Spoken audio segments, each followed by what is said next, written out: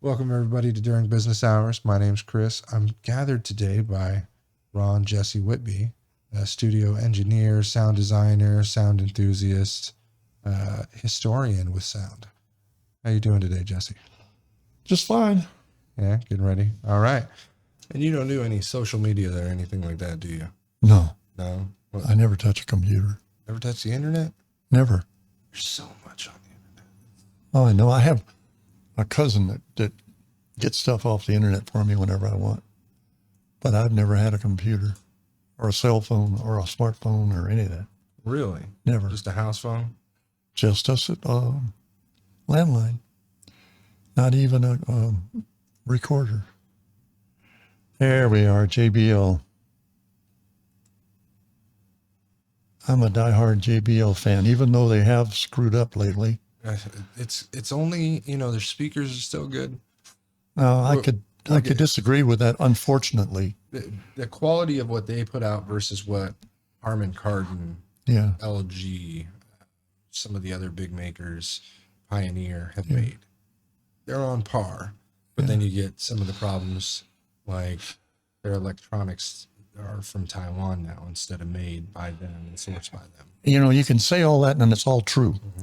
However, when you get down to it, when you got the experience like I've had, what happened was, when you take it back a number of years, and, I told you I have a big long playlist that goes way back. And I go after the, not the tabulated computer specifications, but rather that old feeling that I always got with JBL that I never got with anything else. Okay.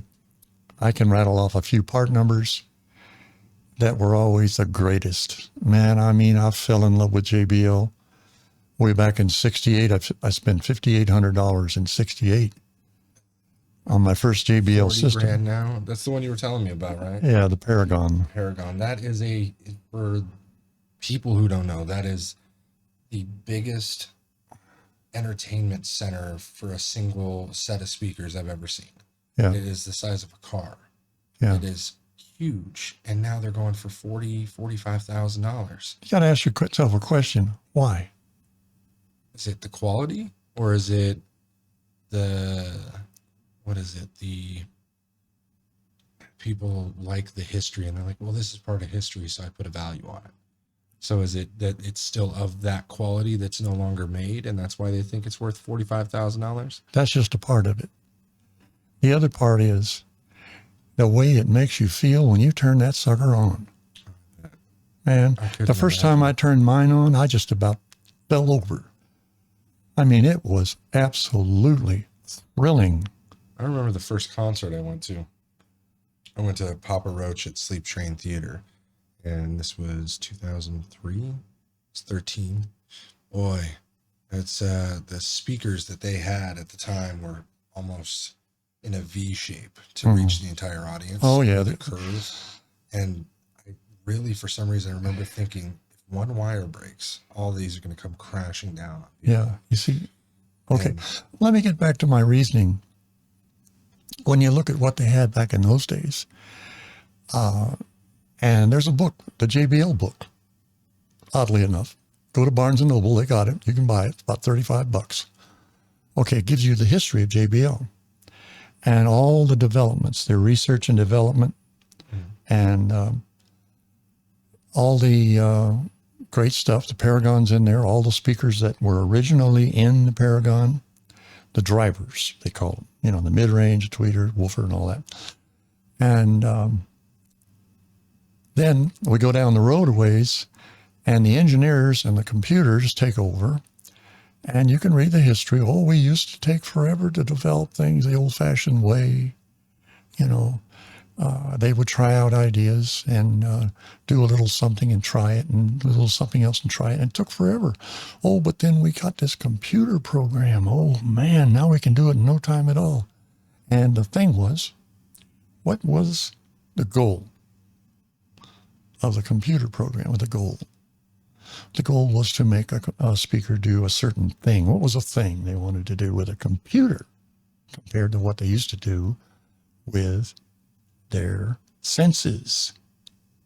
See, with the Senses, they built speakers that made JBL famous. And what made JBL famous was the way the speakers made the listener feel. Just like me when I got my Paragon, you know. I mean, that thing it just knocked me over. Sent chills through me. Tears run down my cheeks. Goosebumps on my arms. I mean, it's just thrilling. Okay, now, so what did the computer do? I don't know. Left me flat. I actually went out and bought some of the computer-developed replacement speakers. I'm talking about what they call drivers, mid-range driver, compression drivers, the thing they put on the back of a horn. Yeah. If I don't know how many people realize what that is nowadays. But nowadays, JBL makes replacements for all the great ones they used to have. And they're all computer developed. And they're flat responding. And they wouldn't make a tear come to your eyes. They wouldn't put a single goosebump on you. And they don't come anywhere near thrilling you. You play the same great old music as we had back then. And everybody just goes, you know, sit around staring at their smartphones. Or fall asleep, like you just said.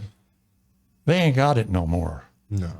I went out, when I first heard about it, the new development from JBL, on reputation alone. I spent $4,000, bought 4 of the drivers, the mid-range drivers. These were the ones, you know, that really did the job on the vocals and all the great, you know, stuff from in the past, all the great vocals, all my favorite people that I loved, entertainers and all that. Yeah. I bought 4 of them, and I set them up side by side with the old drivers on the same horns, Just not the same. same playlist, and me and my partner listened for a couple of hours. So, you know, did an A-B comparison, direct everything to like. And we looked at each other and went, oh my God, what have they done? So what did we do? We took those brand new, you know, they smell like the new car smell. Mm-hmm. Well, these still smell like the factory at JBL. And the brand new boxes, we put them back in the brand new box, took them to a used professional sound equipment dealer. There is such a place. I'm familiar. Took all 4 of them to a used professional sound equipment dealer. And he couldn't believe what we said. We said, we want to trade these brand new drivers in on the old stuff like we've had all the time. Get some credit. Because I bet the old stuff was more expensive than those new ones. Yeah. Well, the guy couldn't believe, but he was thrilled to get these brand new. He said, man, I could sell these in a heartbeat to people who don't know. Yeah. See, people who don't take the trouble to audition. I think it's got to be something to do with back in the day, there was a value in the real quality of things. I've talked about it on the podcast before where it's not made the same because it's not made for profit back then. It was made for passion. Passion. Now it's made for profit. You got it. Yeah, they sat around for 8 hours a day saying, how can we make this better? Now it's how can we make it faster, cheaper, more affordable. Yeah. In a quicker manner with less product specifications or restrictions to get as many a year out as we need to fill our quotas. And hit that computerized specification on the nose. And what that is, flat response, which has music, no regard for music, just simply make that flat line. And it's just like when you're dead in the hospital, you know, the flat line. Exactly. Well, they kill the music. And that's exactly what they did. What was the song? The Day the Music Died, American Pie? Yeah. Yeah. And here is the company, JBL, James B. Lansing Sound, the company I had fallen in love with for so many years. How many people don't know that name? That you couldn't pay a 30-year-old man now to know that it's the JB Lansing at all. Yeah. The only reason I knew it was I had done a repair on a boombox a couple of years ago. I had to order a specific part from JBL. And then back then on their site, they were like, hey, guess what our name is? Here it is. Here's our history. But for those of you who don't know, your name is Jesse Whitby. You're would you call yourself a sound engineer? I wouldn't call myself an engineer at all. I'm a self-taught enthusiast, hobbyist. I've never touched a computer in my life. I've built what I've built strictly on audition and what I get from my audiences when I go out and do sound reinforcement. Now, I can tell you stories from now till this time tomorrow about real life experiences. I'm sure. Where real people, total strangers, have come up to me and given me my direction to go in just by telling me certain things that they like or don't like. This has been my direction to follow. Well, your reputation, in this town is pretty big. I've asked about you to a couple of people, including Skips and so on. Yeah. And man, they know your history. So that's why I asked you to come on, because you have such knowledge about these speakers and sound and wavelengths that a lot of people just don't give two shits about for no reason. Well, the trouble is I don't do it the conventional way. I've gone to colleges, down Davis here in Sacramento, and talked to professors, and I don't speak their language and they don't speak mine. For passion or for profit. Yeah. I see you as a person that can't really it's not as the education would lay out the text, but you definitely have a way of getting to the same answer in a quicker way because you've been through it. So you get a lot of those laborers that do something similar with wiring or construction. Oh, I can tell you stories about wire. Yeah, they know exactly how to get it done in a very fast and efficient manner, safely. But then when you go and read it from the how-to book, it's like A, B, C, D, 30 different steps that they just skipped through, cut the bullshit, and did it. Can we talk about wire for a minute? Yeah. Back in the day, when we were hearing about fiber optic cabling, okay, one of the people I was doing regular concerts for had a big concert venue just outside of Sacramento, okay? And we were always trying to figure out ways to promote concerts. Yeah. And he had outdoor and an indoor venue, huge place, okay? And I said, his name was Al, and I said, Al, what about if we did something like concerts on light?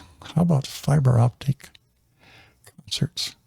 And man, he lit up like a Christmas tree. He said, man, that would make great advertising. And I said, well, I'll look into it. Because having no computer, I got on my landline telephone, started calling all over the country, and I found a guy in New York City.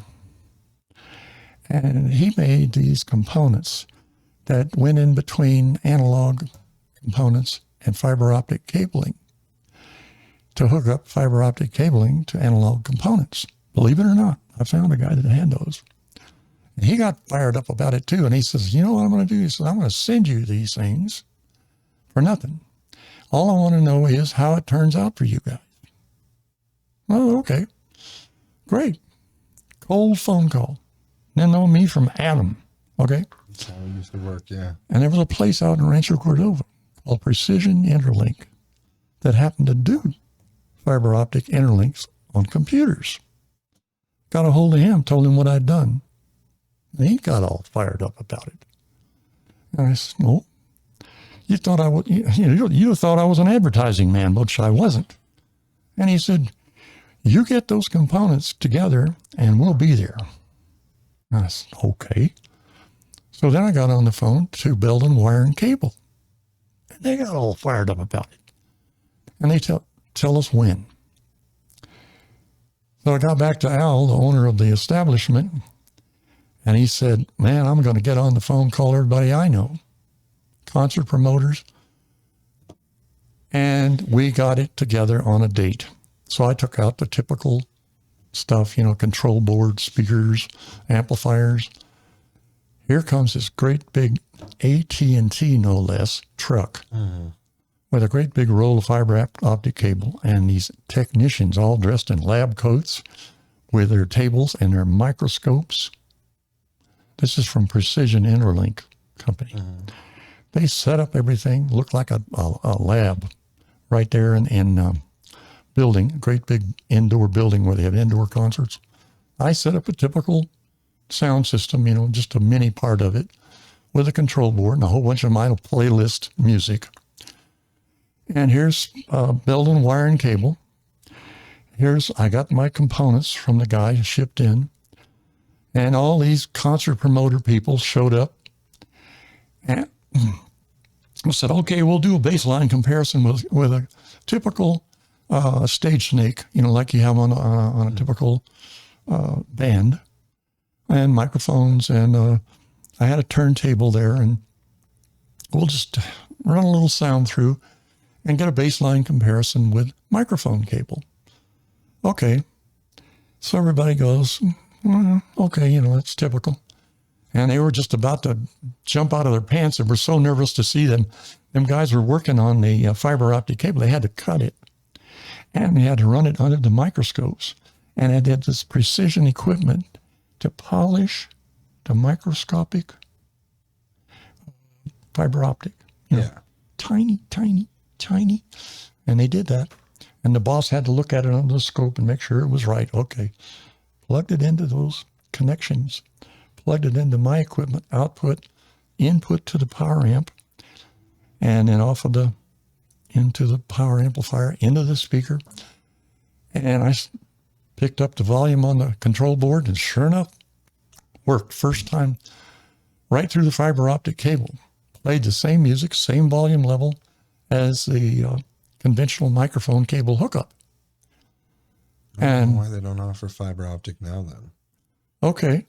So what happens? Everybody's like a bunch of hound dogs panting with their tongues hanging out. And they all went, oh. It sounded flat as the bottom of a pancake. The music was all there, but just flat. Just flat? Just flat. No, you know, transient. No kick to it. No life to it. Fiber optics carries everything, all the details, but no life. And everybody just was so disappointed. It was amazing. Everybody standing around looking at their shoes, you know, wondering, well, now what? So I told them, I said, I had experimented with all kinds of wire, doing all kinds of, you know, off-the-wall things. Oh, yeah, because so it's saying basically that it does not carry higher resolution audio through as well as some of the other cabling. Well, this is a long, long, long time ago. I did this a very long time ago. I bet. So what I did, I said, okay, how about I show you what I've discovered, what I use, which is very unusual. And we'll do the same thing, same volume level, same music, and see what you think of what I do. Versus what they do. Versus the fiber optic, versus the conventional microphone cable hookup like all the concert companies use. Okay? So I got out what I used and reconnected everything with what I used. Put the music back on, and everybody went, oh, right, that kicks ass. And these are your large speakers you were talking about? No, actually, it was some more conventional speakers, but the ones that I had built with JBL speakers in them. There was stage monitors, like the entertainers here on stage. Okay. I don't understand how some of these ones that you've built that you showed me, how you come up with that. It's building. Yeah, it's awkward. Building. To put that, like, it's like the people who build the car, how they come up with the shape and the idea of it. I understand aerodynamics, but, you know, the original Ford basically was a block, you know? So try the original Harley Davidson motor that was on the original Harley Davidson. It's not funny. You see how the intake valve works with no mechanism to work it? It's dangerous. Yeah, it was definitely try that. Like sitting on a bomb. Yeah. It's basically, so you've made, as a sound, an engineer, a propagator of music, you've gone from building hardware to promoting music to helping engineer other people's sound to now you're just basically a hobbyist for sound in general, not just music. As we've talked, you have this idea of, checking the wavelengths and want to just see, and it's not necessarily music. You could record tongue-in-cheek movements and you'd be happy with it. Well, just the idea of having something that reproduces whatever, like on a soundstage, especially when you're trying to communicate a heart and soul of music, like God-loving Sammy Davis Jr., my very first gig I ever did. The man was the soul of music. When he got across to people, I mean, the tears came. Mm-hmm. The goosebumps came. He put chills into people. I've heard some of his music. I never was really a fan. Yeah. If you hear it done right, I mean, he just absolutely chilled people. And when he was on stage with the right kind of, that's what I was after. See, and as fate would have it, that happened to me on my very first gig I ever did.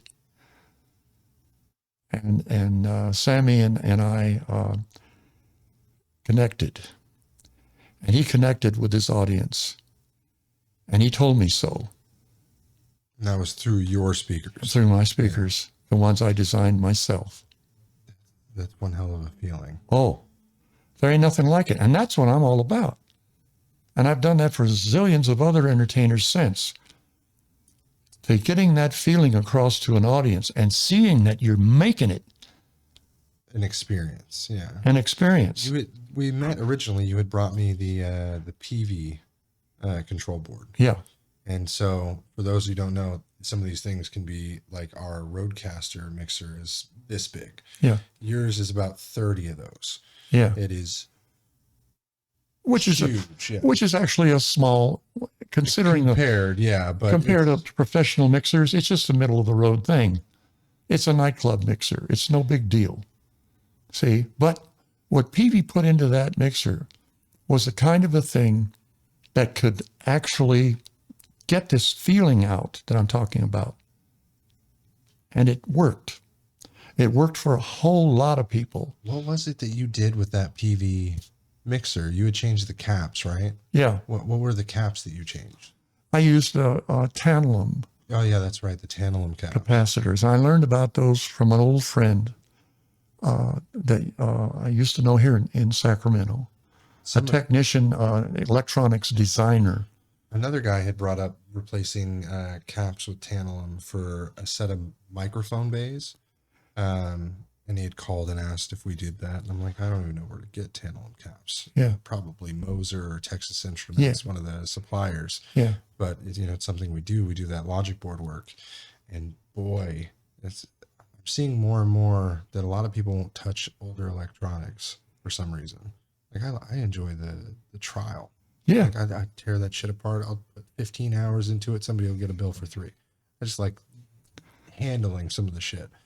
But boy, yours was an interesting one because PV had a 5-pin switch with a built-in fuse that kept blowing the fuse of the system and needed to have an exact replica made. And it was just a bunch of back and forth with suppliers it was hilarious. Yeah. But boy, it probably sounds amazing now, huh? Well, that's what I always do.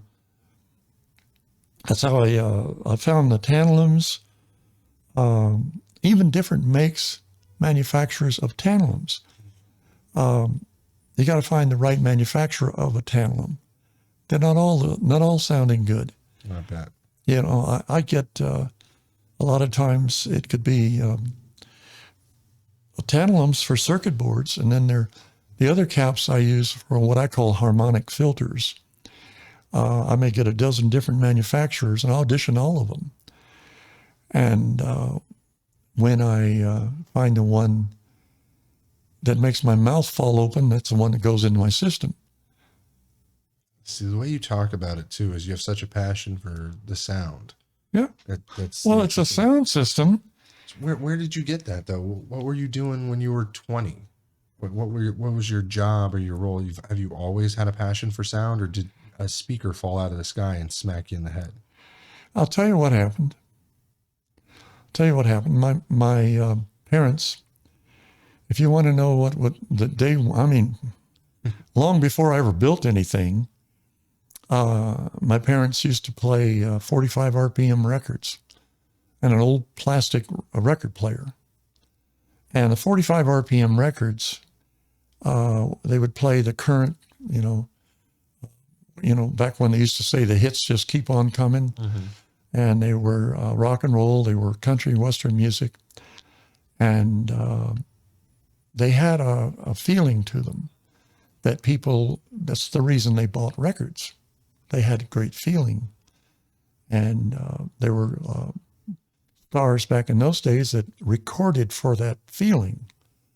And that's the only reason people bought records, was for that feel. Like Hank Williams had a famous quote whenever young people would ask him, how do I succeed in the music business? And Hank Williams said, one of his most famous quotes was, Mister, can you make folks cry when you play and sing? It's the feeling. See, yeah. That's what Hank Williams said.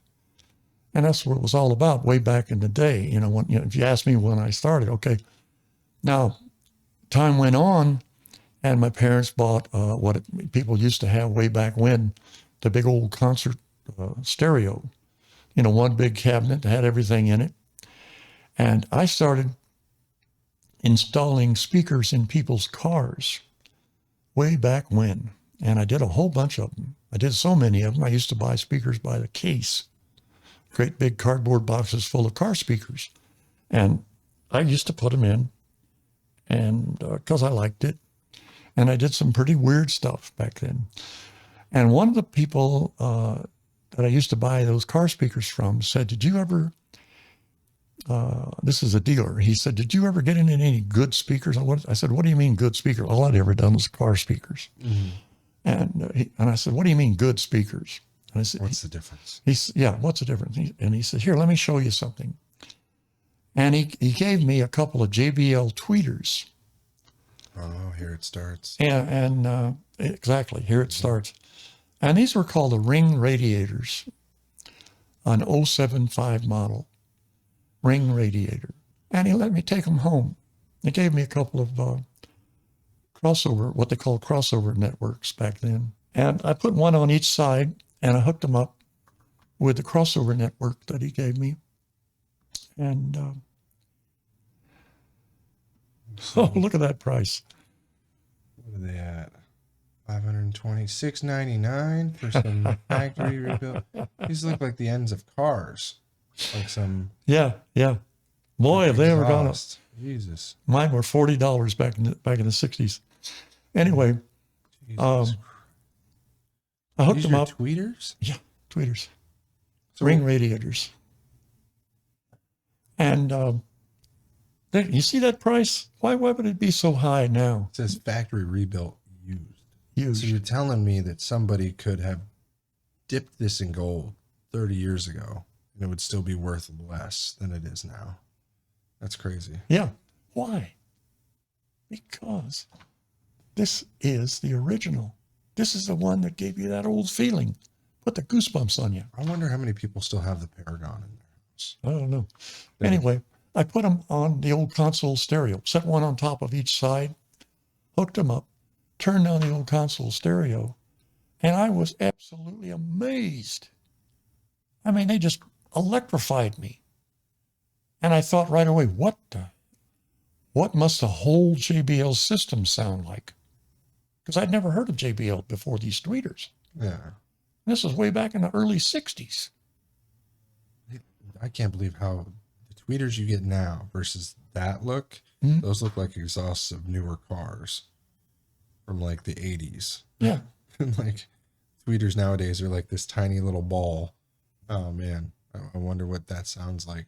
The problem is playing it through something like your headphones or even your AirPods. It doesn't pass that passion, that sound. No, no. unless you hear it yourself. And nobody understands that. Even kids nowadays don't understand that. I get questioned for what's the best headphones to buy? What's the best Bluetooth? I want the best sound. Well, you can't really ask that because they're all the same. They are all on the same wavelength of high cost, promised high rewards, low quality, because it's cheap and easy. Now, if somebody built their own headset, if you could minimize your Paragon speakers, your JBLs from back in the 60s, or manufacture your own and put, some decent headphones on, the nearest I've found is a company called Sennheiser. And you've heard of them? Yeah, so they make some of the best headphones because most of them are handmade, built quality versus quantity. When you say quantity, it's like you're shooting a shotgun at the target. Mm-hmm. Yeah. When you say JBL, you're a SEAL team precision marksman. Mm-hmm. My favorite expression, what? You're putting the daylight where dead center used to be. Yeah, that's JBL, the original.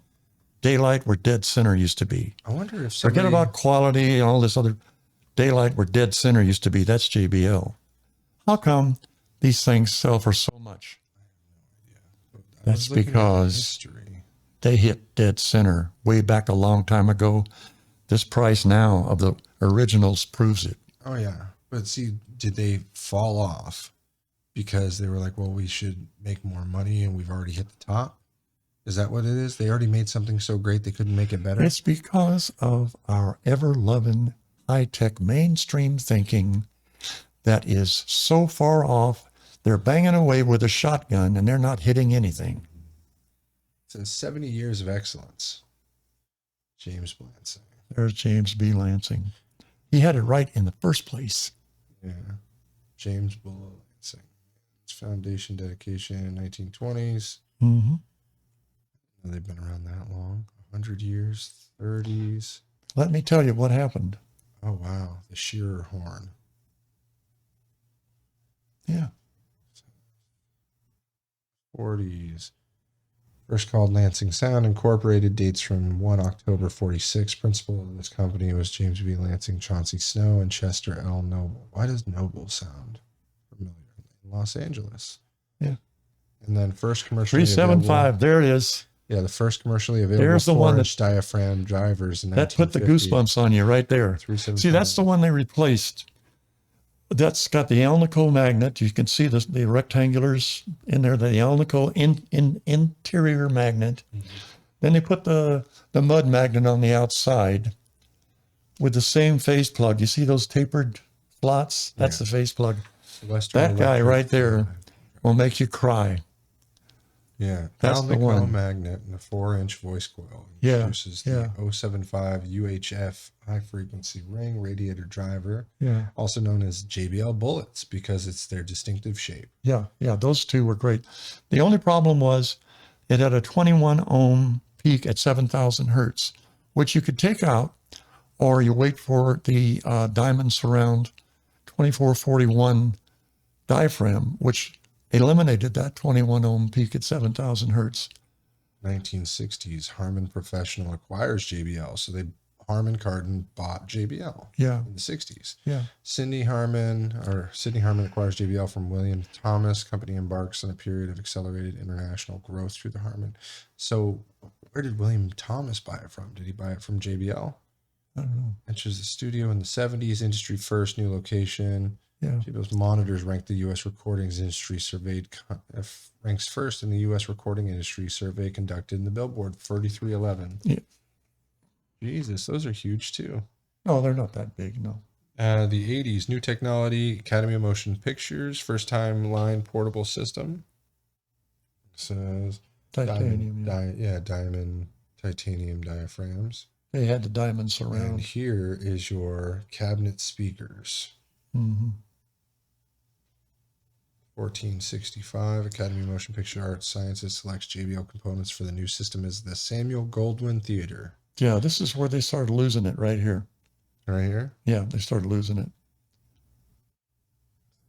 1990s, neodymium magnets, differential drive. Total engineering you know what? Yeah. Oh, yeah. See, this is what I'm familiar right here. Is I remember seeing these in rap videos and music videos. Forget it. You know, I liked the look of some of these thin drivers that would be wall mounted. No. When I was, the Control Contractor Forget series. it.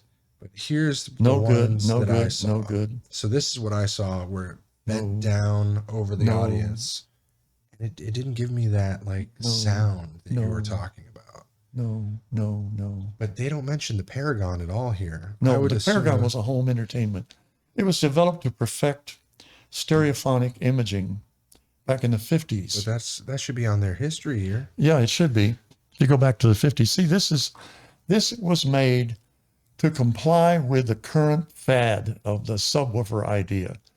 And it was absolutely gone completely off the beaten path of what JBL was famous for. So all we got is a boombox and forget music. Yeah. See, and this was a sad thing. This is how they are now, which really are annoying to work on. The dual diaphragm, dual voice coil compression driver. It's basically just a bunch of magnets put together that'll vibrate. Yeah, this is nothing. Yeah, it's all computer made, you know. Music has gone completely. Here's the key milestones. Lansing leaves Altec and founds a new company. James B. Lansing, incorporated in 1946, develops the D130 speaker. 49. Oh, James B. Lansing died in 49. And that's where William Thomas becomes company president and then sells it to Harman. Yeah. So that's a crazy story. You know, integrates. Yeah. But right now it's completely, they've gone to technology and got about music, got about all the great stuff that made them famous. Yeah. And it's to sad. them, I bet it's exactly what they want. But I like the look of their new branding. Like their products look good. Their design is on point. It's the quality of the sound, because even LG, in my opinion, and some of their speakers in Korea beat JBL. And I'm not a studio head. I'm not a sound connoisseur. And it's very sad, but it's very, very sad. You know, it's like I got to show the audience this Paragon speaker. Anyway, when I got those two tweeters. Well, this one's only $775. Oh, this is the handmade two-way tiny one. Yeah, so $37,000, everyone. Holy shit. That's crazy. That was the only speaker I ever bought. I built all the rest of them. Yeah. I can't imagine what goes into building a speaker, like your average speaker. How do you build a speaker? What's an average speaker? Just a single 15-inch subwoofer. What goes into making one of those? I wouldn't build a subwoofer if you paid me $1 million. I wouldn't build a subwoofer, because a subwoofer is not a music speaker. I build music systems. How's a subwoofer? You got to enlighten me here. I thought a subwoofer is a music speaker. Oh, it's about as far from music as you can get. So enlighten me. Tell me what's a music speaker. A music speaker makes music. Get up a spectrum, analyze your pattern of your favorite music. Okay, put it on a screen. And then put your subwoofer on a split screen with the subwoofer beside it. And you'll see the subwoofer doesn't go anywhere near the music. See, because some of the subs that you'd buy for a car, so to speak, make it a lot louder and give it a lot more bass. I understand that. Well, it's not really bass. What it is a generated sound effect that has nothing to do with bass. See, bass is a component of music. And subwoofers don't do just music. The legs from a Paragon are $500. That's crazy. It's crazy to me. And I can tell you how to take an original Paragon and improve it 100% and stay with music. And I won't do anything that you would think I would do.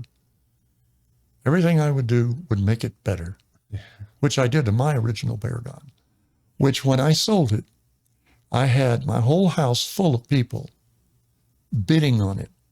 Because once they heard it, I mean, the bidding went through the roof.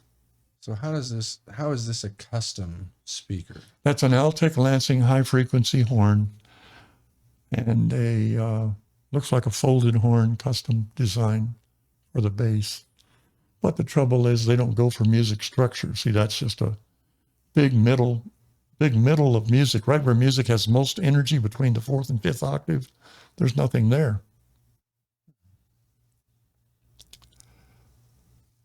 Altec, see the Altec? Yep. High frequency. That's for the Altec high frequency horn.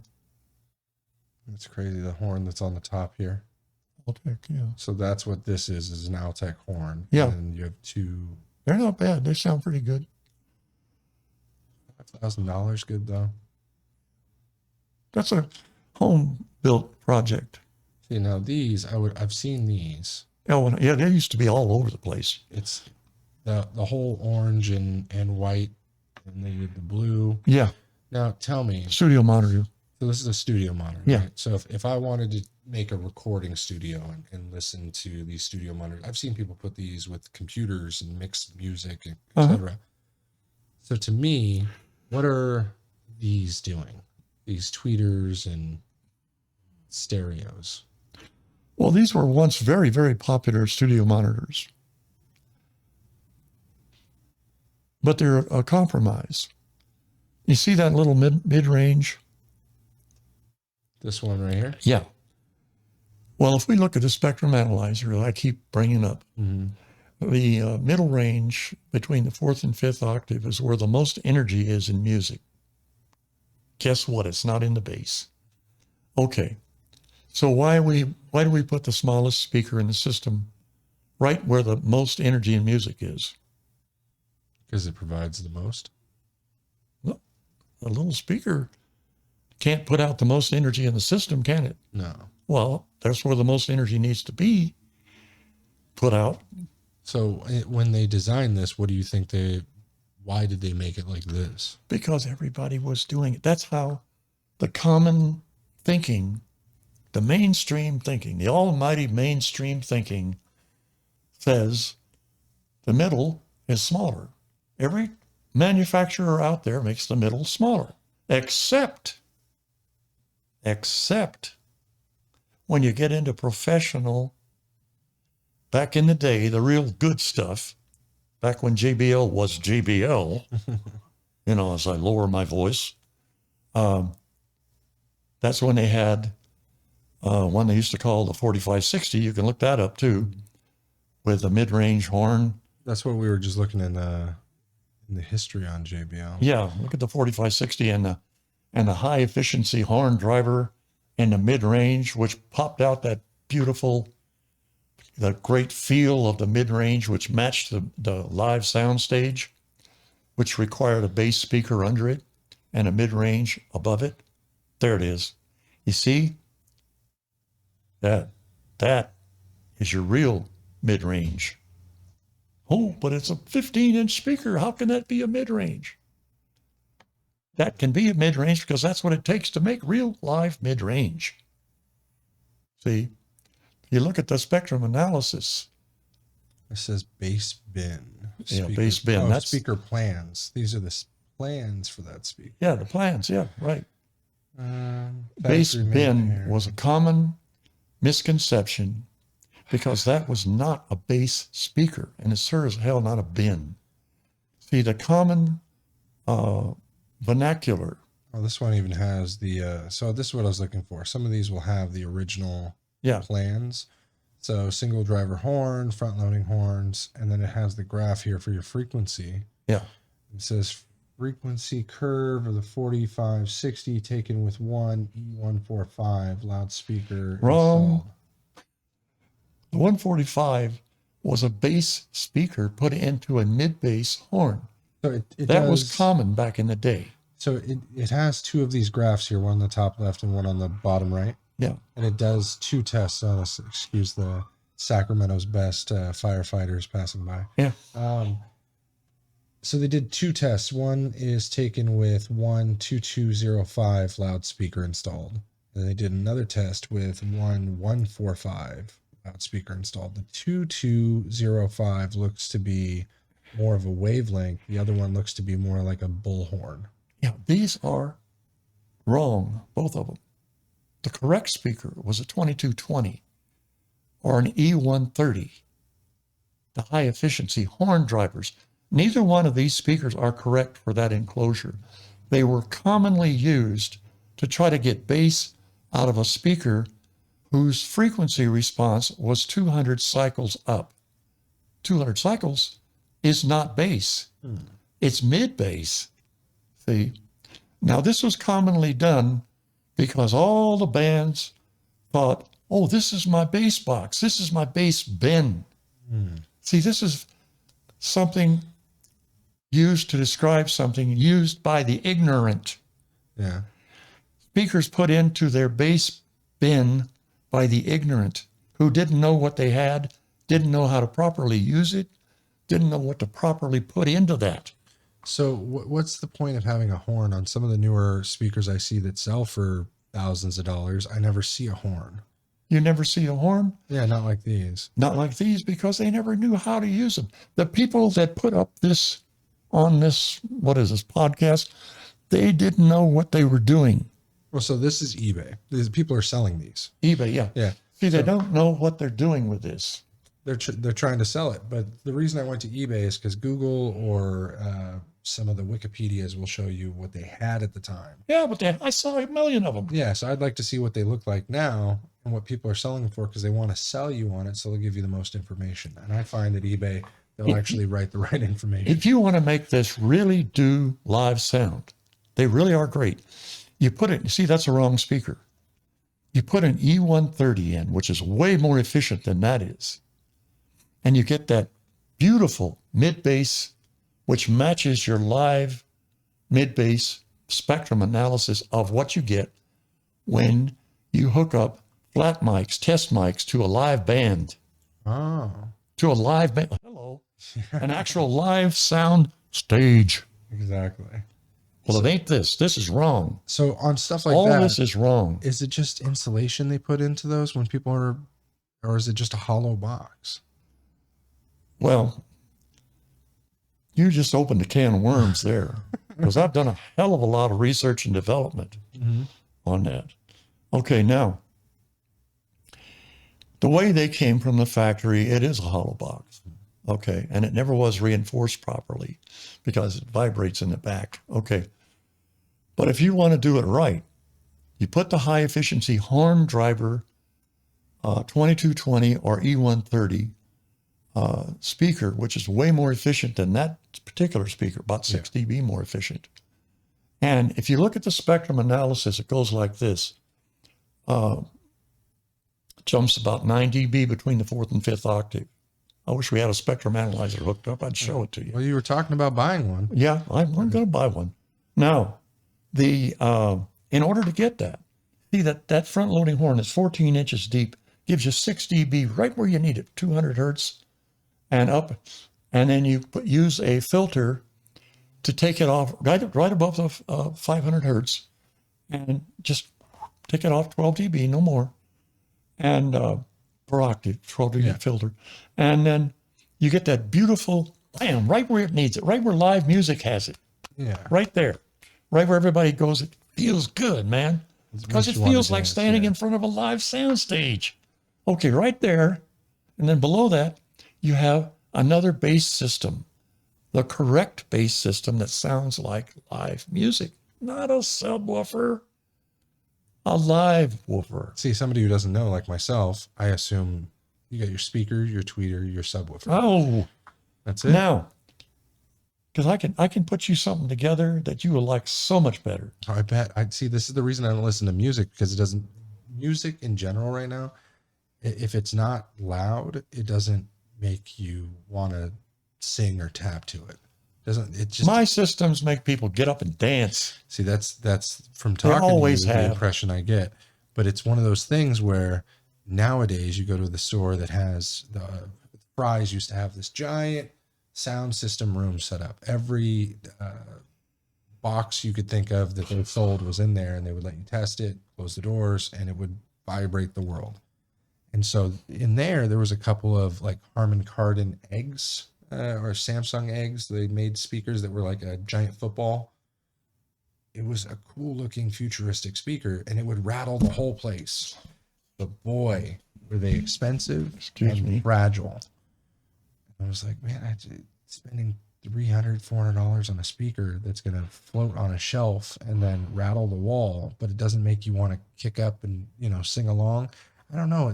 When I was a kid, my grandfather had towering studio. It wasn't even a speaker. It was a damn a box, basically. But it didn't vibrate. Only music came out of it. So I know it didn't have any bass. Let me tell you a story about what used to happen when I used to have my sound room that I built myself, back when I was married. Yeah. I used to get neighbors complaining. You can imagine, right? Yeah. You know why they would complain? It's too loud? No, they complained every time I turned the music off. They'd come over and say, turn the music back on. Free music. I bet they enjoyed it. They enjoyed it. They brought over all the recordings to have me play. You're basically saying you were a radio station for your neighbors. When I took my speakers over to San Francisco to the International Professional Sound Equipment Show, total strangers brought me recordings to play. And after I played them, they left and they said, I don't want to ever hear them on anything else.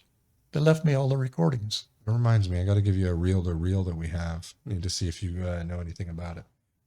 Somebody had dropped one off and didn't want us to work on it. And I love reel-to-reels. They were supposed to bring in something. They basically abandoned a reel-to-reel. And we've never worked on it, so we didn't. Well, I love it. Yeah. A guy brought a reel-to-reel recording of John Wayne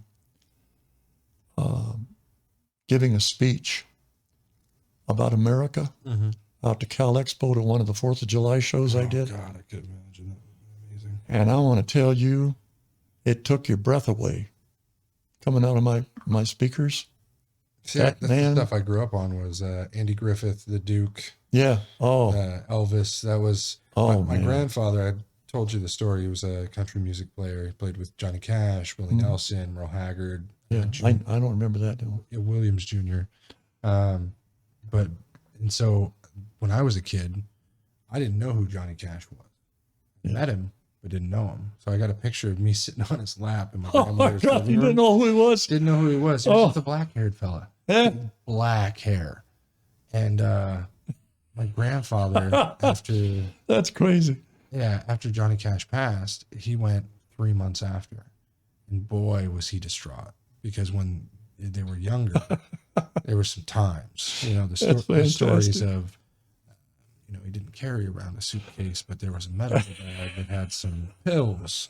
Nobody touched the bag. The bag came with Johnny and his addiction to peanut butter when he got sober. And, he had some company had made him 2 peanut butter cans that said Johnny Cash's Reserve. And so one of them my parents have now, and one June Carter Cash has. And so my family tried to sell in the hard times, 2008 post-mortgage. They tried to sell their Johnny Cash heirloom, basically. Oh, my God. And the June Carter Cash Foundation reached out and said, no, you can't sell that. We'd love to have it in the museum. Oh, yeah. My parents is apparently better quality in the picturing. But it was made by like Jiffy Puff or whoever makes peanut butter. They made it specifically for Johnny.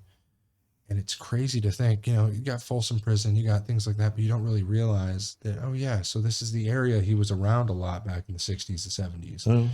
And sure as shit, my grandfather wasn't the best singer. He knew all the right people. So he helped make deals and connections, buy, sell, trade. You needed a guitar, you needed some type of equipment to your house, you needed a brand new Cadillac. He was the wheeler and dealer. Yeah. And sure as shit, you hear his songs and you're like, did you ever record? It's not, you got some lyrics, sure. It's like him and his wife bickering, arguing, 101 ways to be different from your spouse, but make it work. And they were married somewhere almost 50 years. But boy, the people he knew astounds me compared to where they are now. Like you got Willie Nelson as such a prominent name in country music.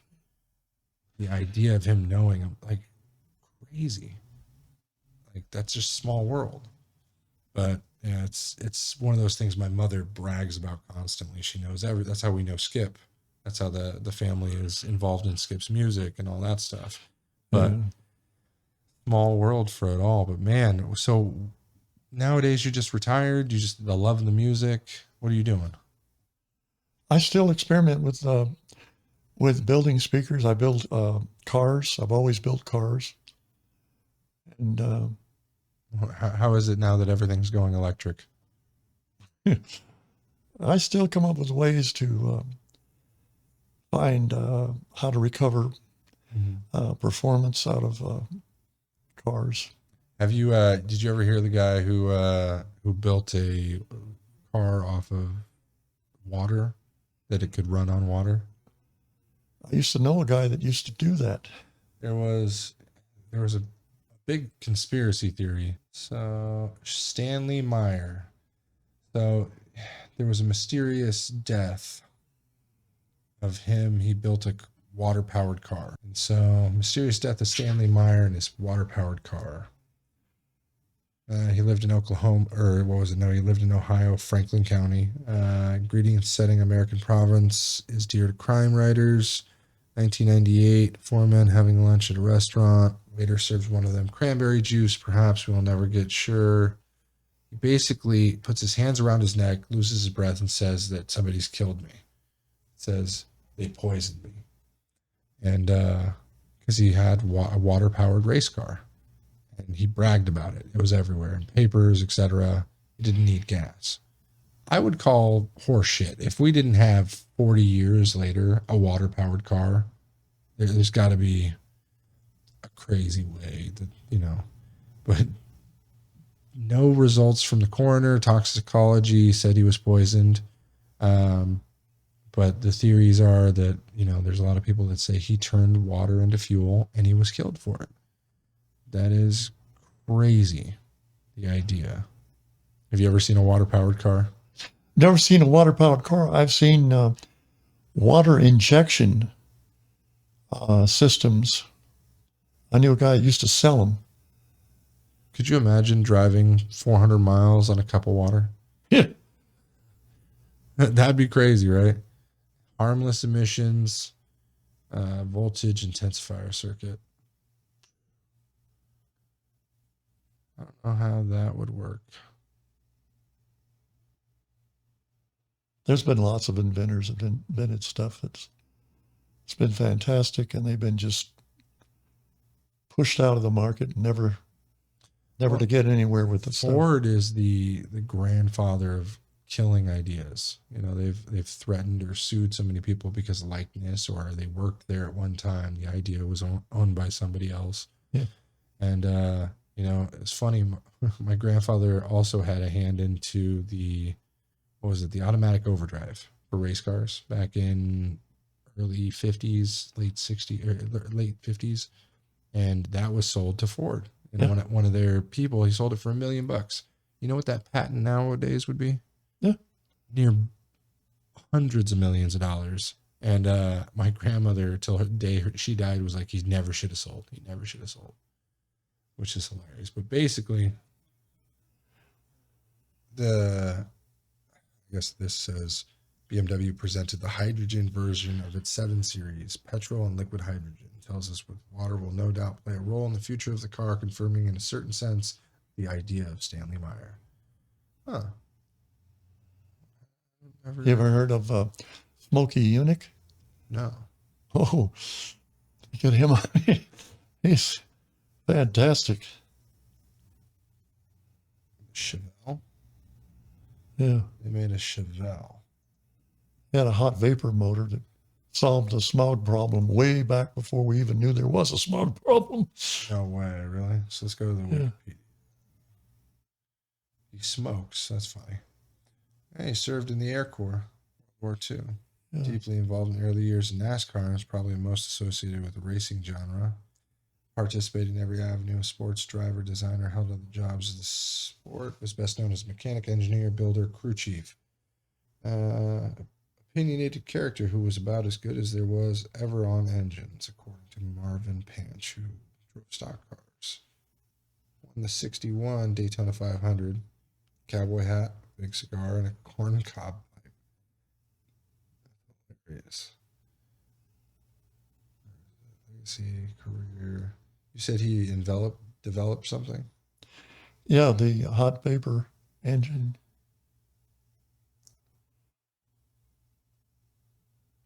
Among many, many other things. Yeah, he built the first NASCAR winning Chevrolet engine for NASCAR. And all those Hudson Hornet motors that beat all the big three automakers. I've seen all those damn Hornets and yeah, he built those engines. Chevys and Chevy trucks. So that's for him, basically. Yeah. The ones that have the 13. Yeah, he got thrown out because he kept beating the big three automakers. Of course.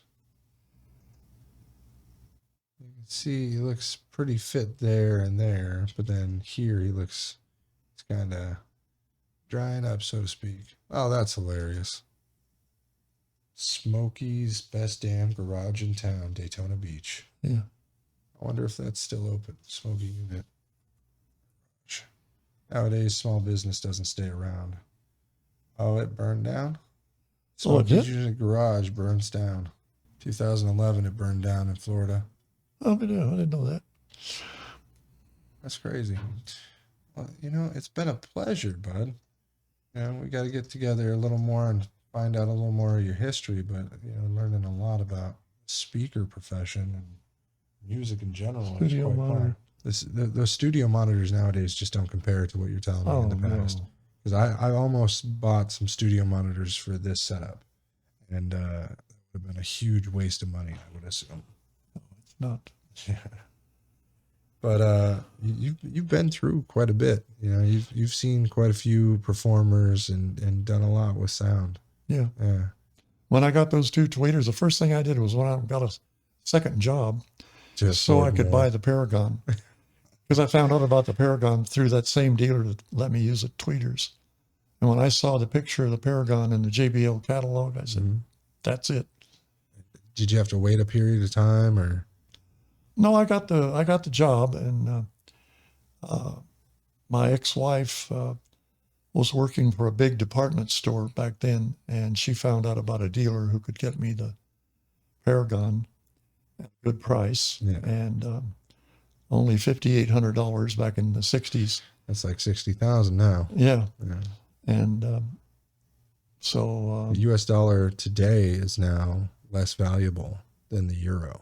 Did you see that? No, first time in a long time. Yeah. It is...